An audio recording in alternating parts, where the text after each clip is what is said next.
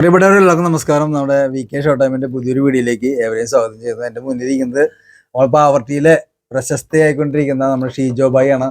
ഒരുപാട് മേഖലയിൽ അദ്ദേഹം കൈവയ്ക്കുന്നുണ്ട്. എങ്കിരുന്നാലും സിനിമാ മേഖലയിലേക്ക് അതുപോലെ തന്നെ ഷോർട്ട് ഫിലിം രംഗത്തേക്ക് കടന്നു വന്നിട്ടുള്ള അദ്ദേഹത്തിനെ കുറിച്ച് രണ്ട് വാക്ക് സംസാരിക്കണം. അദ്ദേഹത്തിന്റെ ഭാവി പരിപാടികൾ നമുക്കറിയണം.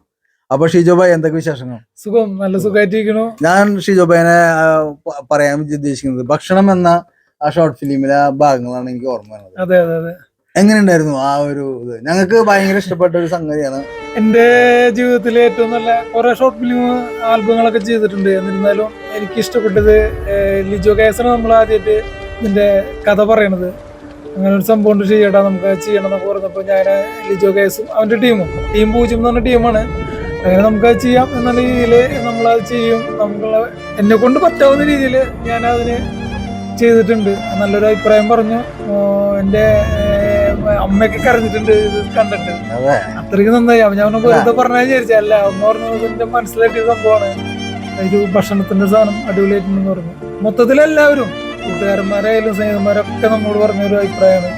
അത് മാത്രം ഒരു നമുക്കൊന്ന് എടുത്തു പറയാവുന്ന രീതിയിൽ ചെയ്യാവുന്ന ഒരു കാര്യം തന്നെയുള്ളൂ. ഭക്ഷണം എന്ന ഷോർട്ട് ഫിലിം നന്നായി ചെയ്തിട്ടുണ്ട്. നല്ല പറഞ്ഞ പോലെ നാച്ചുറലായിട്ട് നല്ല റെഡിക്കും നല്ല രീതിയിൽ ചെയ്തിട്ടുണ്ട്. എല്ലാവർക്കും അത് ഇഷ്ടപ്പെട്ടു.